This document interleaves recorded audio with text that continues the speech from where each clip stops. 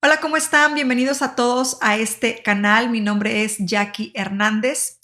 El día de hoy contaremos un incidente ocurrido en el año 1959 en la montaña muerta de los Montes Urales de la Unión Soviética.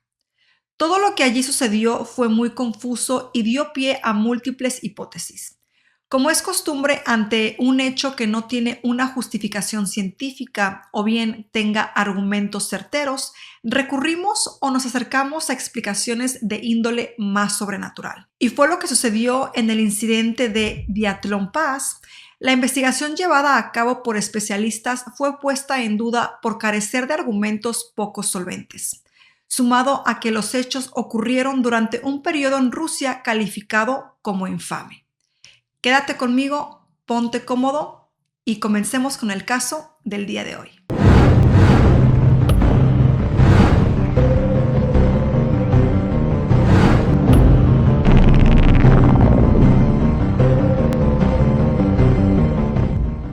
Y antes de comenzar con la historia del día de hoy, si eres amante como yo de este tipo de contenido, te invito a que seas parte del canal. Suscríbete, enciende la campanita de notificaciones para que no te pierdas los videos y si el contenido es de tu agrado, puedes dejarme esos deditos arriba. En pantalla te dejo todas mis redes sociales para que me sigas y de esa manera podamos estar más en contacto. Y otra cosa, antes de comenzar la historia, una disculpa de antemano porque sé que hay palabras tanto de nombres de personas como de lugares que no voy a poder pronunciar a la perfección, así que tengan eso en mente.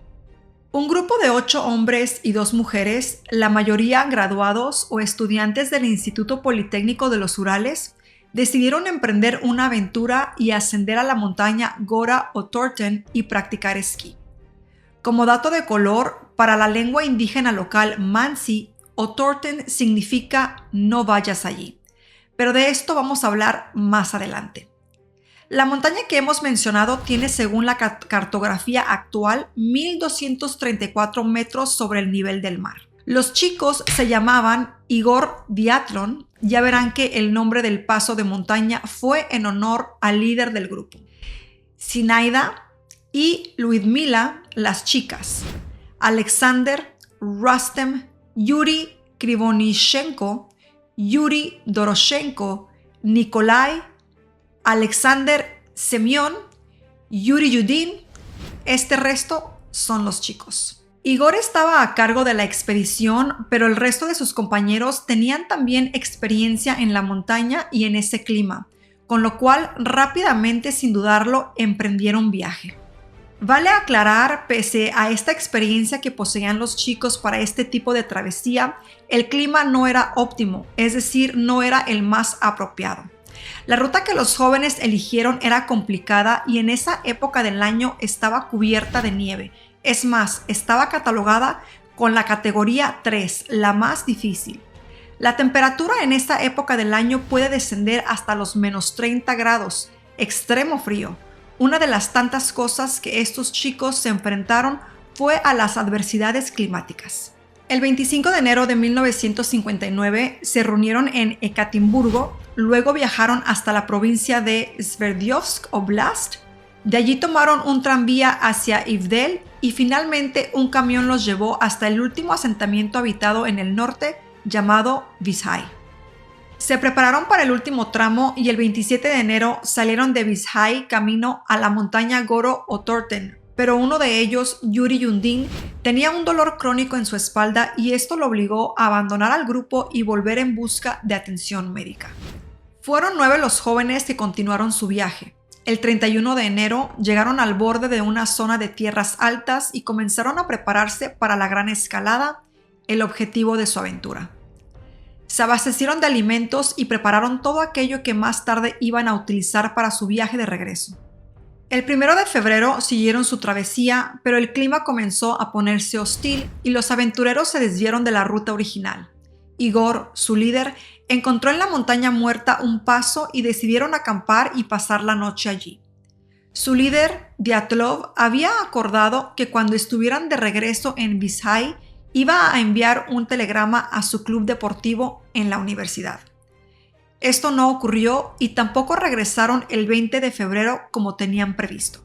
Pero entonces ¿Qué había sucedido en el campamento? Podríamos decir que lo que pasó en ese campamento aún sigue siendo un misterio, aunque hace pocos años algunas teorías más exactas por parte de los investigadores se han acercado un poco más a los posibles incidentes que sufrieron estos chicos en esa cruel y feroz noche de invierno. No fue de manera inmediata que las autoridades enviaron grupos de rescate. Más bien, siempre sucede que en ese tipo de expediciones se demora el regreso más de lo acordado. Pero ante las exigencias de los familiares, la universidad organizó grupos de búsqueda compuestos al principio por estudiantes, voluntarios y profesores. Luego, el 20 de febrero, se abrió una investigación oficial que incluyó en esta búsqueda a la policía y a las fuerzas del ejército. Helicópteros y aviones se unieron ya para el 23 de febrero. Luego de 3 días, el 26 de febrero, los rescatistas encontraron el campamento en la Montaña Muerta. La tienda estaba enterrada en la nieve, muy dañada, tenía cortes y rasgaduras realizadas desde adentro como si el grupo de alpinistas hubiese intentado escapar de algo o de alguien. Adentro solo había objetos, botas de nieve, carne cortada y colocada en platos. Cerca de la carpa había un rastro de huellas congeladas, de pies descalzos o con calcetines. Esas marcas continuaban por unos metros y luego desaparecían. Continuaron en la dirección de las huellas que conducían hacia el borde de un bosque del lado contrario donde estaba el paso. Finalmente, a poco menos de 2 kilómetros de la tienda de acampar, bajo un viejo y enorme pino, los rescatistas encontraron restos de una fogata y el descubrimiento que menos ansiaban: 2 cadáveres tumbados con la boca hacia arriba sin ropa. Solo llevaban puesto su ropa interior. Eran los cuerpos sin vida de Yuri Krivoshenko y Yuri Doroshenko. La cara interna de los brazos de ambos cadáveres y sus torsos tenían rasguños, y esto coincidía con que las ramas bajas del árbol estaban rotas, con lo cual se presume que intentaron trepar al árbol para salvarse de posiblemente una avalancha. Definitivamente confirmaron el intento de trepar al árbol al encontrar restos de sangre y de piel en el tronco. Pero, ¿por qué estaban desnudos? Aquí se abre la primera interrogante de los rescatistas en principio y luego de los investigadores. Pero sigamos adelante con la búsqueda del grupo. Luego del primer hallazgo de los 2 cuerpos, continuaron con su tarea. Entre los árboles y el campamento del paso de montaña hallaron 3 cadáveres más. El de Dyatlov a 300 metros del árbol. El líder estaba tumbado boca abajo con sus brazos sobre el pecho. Incluso tenía una rama de abedul en su mano. Rustem fue encontrado a 480 metros del árbol, también tumbado boca abajo con abrasiones en su rostro y tenía entumecida la región frontal. Sinaida, una de las chicas, era la que se encontraba más cerca de la tienda de acampar. Ella estaba tumbada, pero lateralmente.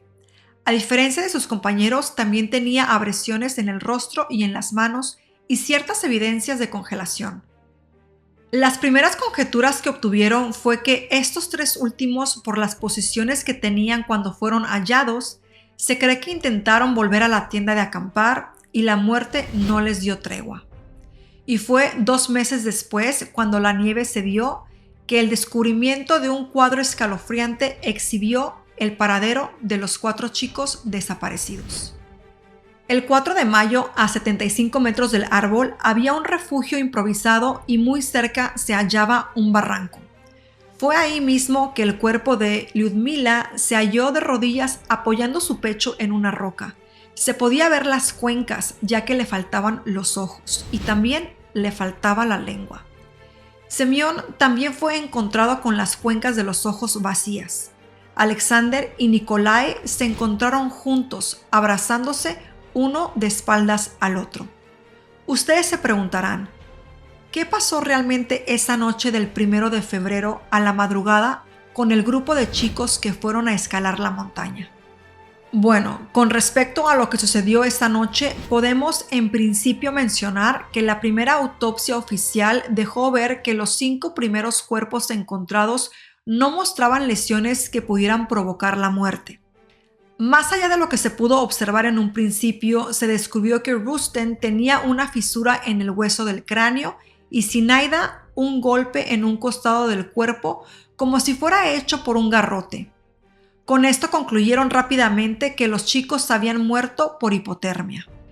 Pero aquel cuadro aterrador de los 4 cadáveres restantes cambió el curso de la investigación. No se pudo determinar la causa de que Lyudmila le faltara la lengua y que ella y Semyon tenían costillas fracturadas. Los cuerpos de Alexandre y Nikolai revelaron en la autopsia que ambos tenían golpes en la cabeza muy fuertes. Posible causal de muerte y un dato, si no el más extraño, poseía en su vestimenta radiación 2 veces más alta que lo normal. Todas estas conclusiones reveladas a través de la autopsia no tuvieron una explicación convincente.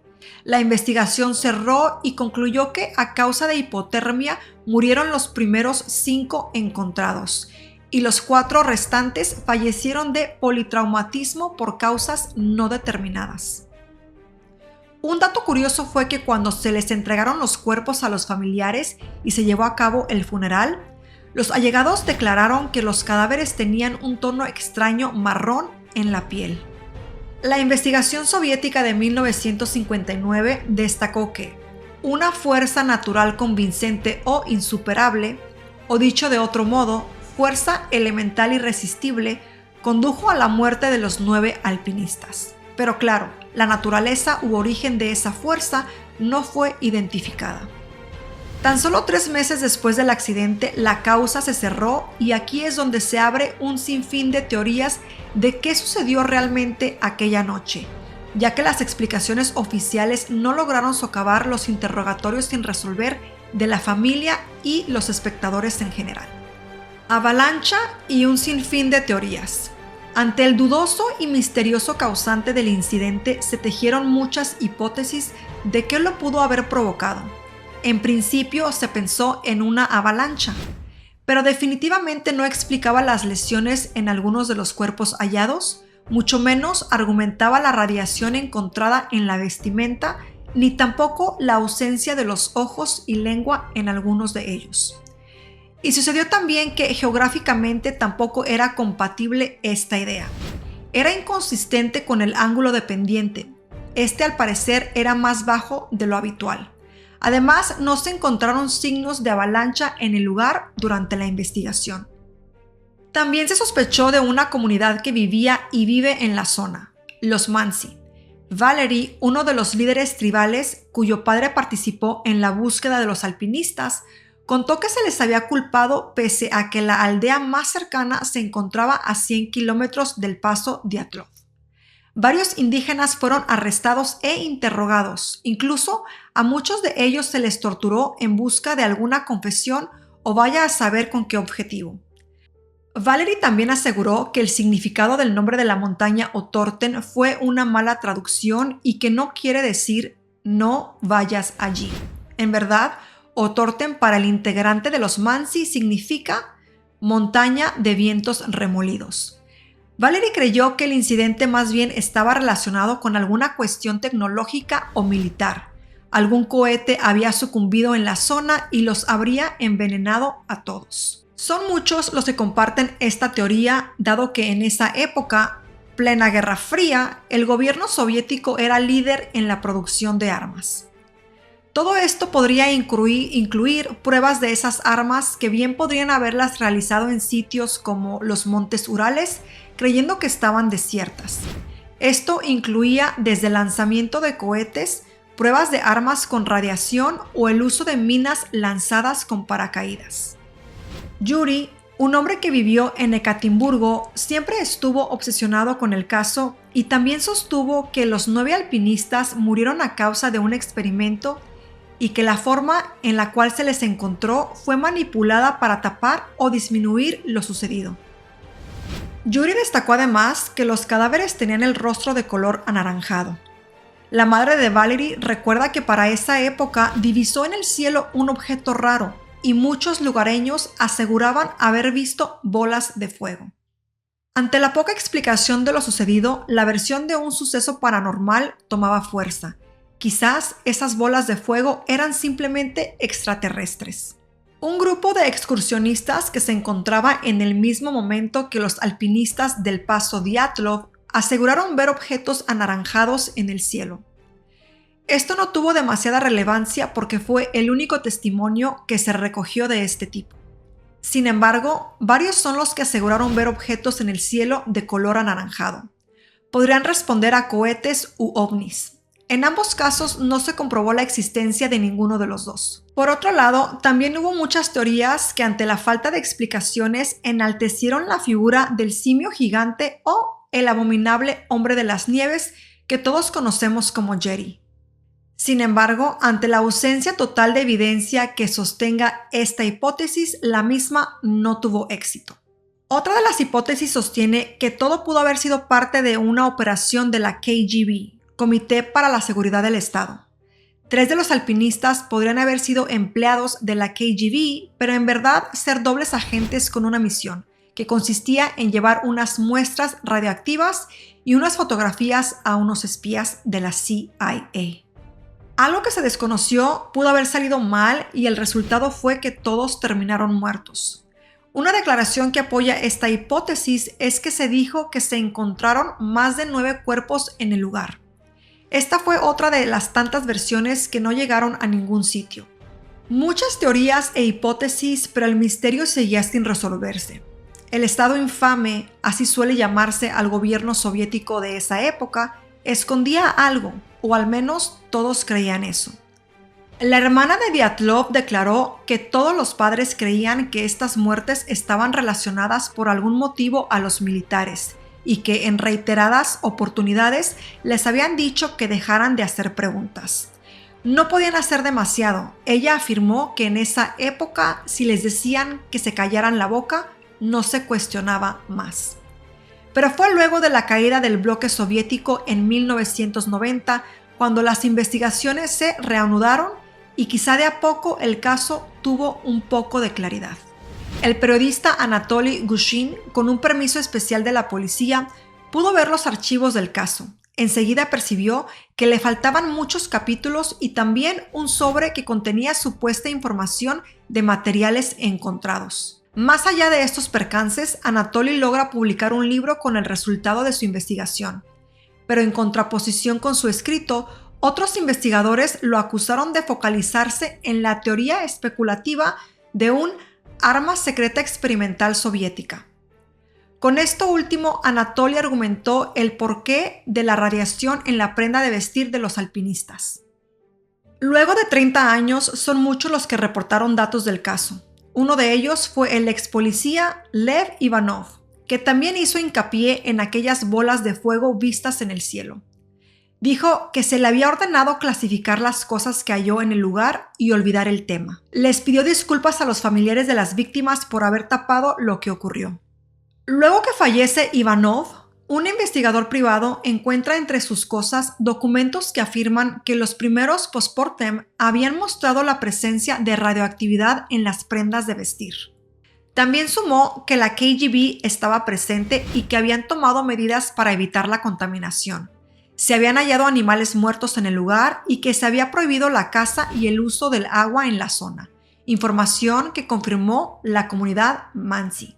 Finalmente, en el año 2019, Rusia reabre la investigación a pedido de los familiares, dejando claro que solo iba a tener en cuenta para la investigación causas relacionadas con el clima. Fue así que la hipótesis de la avalancha comienza a tener cierta relevancia, aunque la sociedad rusa, ante la falta de pruebas, nuevamente estuvieron disconformes. Quizás la ciencia pueda en esta oportunidad explicarnos un poco más. Gaume, profesor de la Escuela Politécnica Federal de Lausana, y Pushkin, catedrático de Ingeniería Geotécnica en la Escuela Politécnica Federal de Zúrich, decidieron armar un equipo y trabajar juntos en los archivos que habían quedado al descubierto de la ex Unión Soviética. También formaron parte otros científicos y todos desarrollaron modelos analíticos y numéricos para intentar reproducir y explicar la posible avalancha que se llevó la vida de los alpinistas. El trabajo se centró en los deslizamientos de la Tierra y cuándo realmente se producen. El resultado del trabajo arrojó estas conclusiones. Se cree que la avalancha se produjo a causa del corte que los alpinistas realizaron para montar su tienda de acampar. La misma sucedió casi 9 horas después. Pero aún quedaba explicar las lesiones en los cráneos de algunos de ellos, la lengua mutilada, la falta de ojos de 2 alpinistas y diferentes traumatismos que muchos de ellos sufrieron, ya que las avalanchas no dejan estos rastros. El signo más común e irrefutable es la asfixia. Fue así como Gaume y Pusrin tuvieron que afinar su estudio e intentar demostrar que una pequeña avalancha sin nevada presente podría haber sucedido y generar la tragedia. Sumaron a su argumentación la presencia de vientos fríos de 100 km por hora que habrían transportado nieve y es la que se acumuló luego de la avalancha en la tienda de acampar, más ciertas características del terreno que el equipo desconocía y una posible grieta que se pudo haber generado y fue el desencadenamiento de la avalancha. Si bien estos resultados parecen sólidos, también parecen forzados. De igual manera, se intenta explicar que la lengua y ojos no hallados en los cadáveres se debieron a que fueron arrancados por animales. También que la desnudez de 2 de ellos se debe a que en tan bajas temperaturas el cerebro se confunde y ante la sensación de quemazón que produce el frío, se quitaron la vestimenta o quizás ya estaban desnudos previo al accidente. Se dijo además que quizá no existió avalancha y un ataque de pánico generado por infrasonidos no percibidos por el oído humano desató la locura de los alpinistas. Estos salieron corriendo y no pudieron regresar más a la tienda de acampar. Por más que avance la ciencia, siguen existiendo acontecimientos que no logran tener una explicación contundente y este es uno de ellos. La historia de estos alpinistas se convirtió en parte del folclore nacional ruso, ya que gran parte de lo que aconteció seguirá siendo un misterio. ¿Ustedes qué opinan? Los leo en los comentarios. Mi opinión acerca de este caso es que, honestamente, no sé lo que pudo haber ocurrido. Hay tantas cosas tan extrañas en la historia, desde bolas de fuego, la manera en la que fueron encontrados los cuerpos, la radiación, una supuesta avalancha de la cual no hay evidencia. Todo esto es bastante extraño, un fenómeno, un misterio, y creo que este caso así quedará por el resto del tiempo. No creo que en algún punto logremos tener la verdad absoluta de lo que sucedió con estos 9 alpinistas. Ustedes díganme qué opinan, ¿creen que una teoría tiene más peso que la otra? Yo en realidad no sé qué pensar al respecto. Lo que sí les puedo decir es que es un caso bastante extraño.